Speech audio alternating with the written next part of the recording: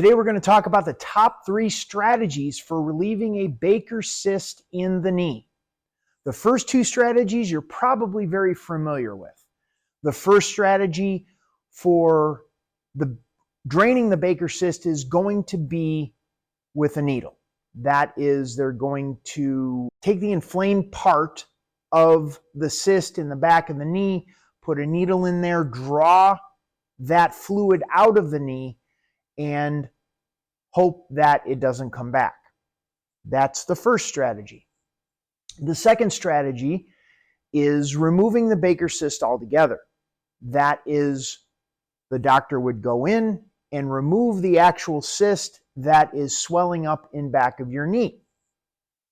Now, that's not necessarily the ideal 2 options, but the third option you probably haven't heard of, and I'm going to explain a little bit more and then give you an exercise that you can do to help relieve the Baker's cyst for yourself.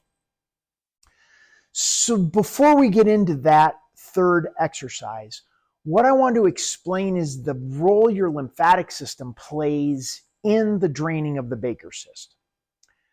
What happens when a Baker's cyst forms is there is a slight, very, very slight misalignment of the bones in your lower leg with the bone in your upper leg.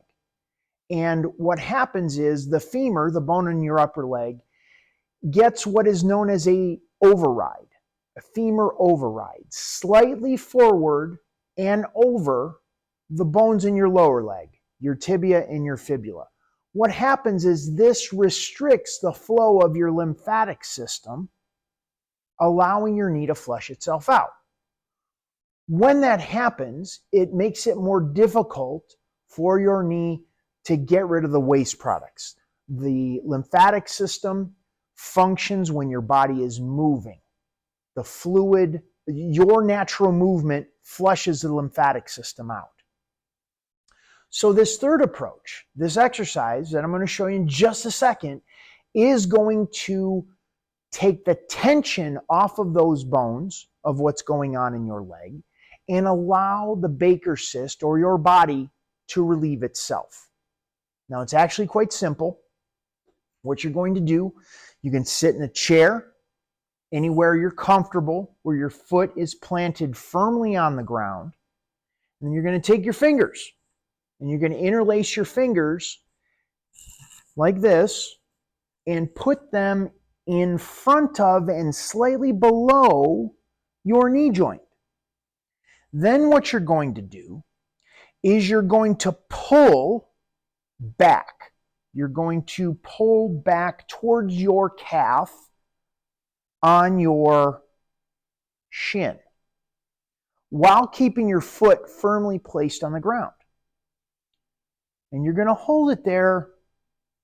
Try it for 20 to 30 seconds.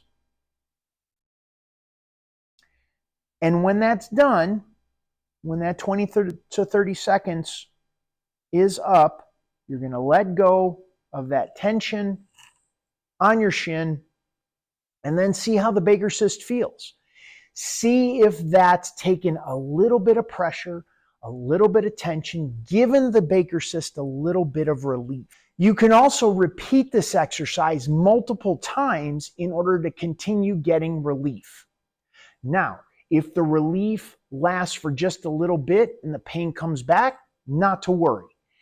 What can happen is there may be other tension patterns that are going on in the knee, in the leg, in the ankle, in the hip, in the lower back that may need to be looked at in order to address the larger tension pattern that's going on in your body from your feet to your head that is showing up in the Baker's cyst. So that's going to get you started moving in the direction of relieving that Baker's cyst. And if you'd like more information, go more in depth on relieving a Baker's cyst, please visit my website, kneepainguru.com, and check out more of what we have to offer over there. Thank you so much. Have a great day.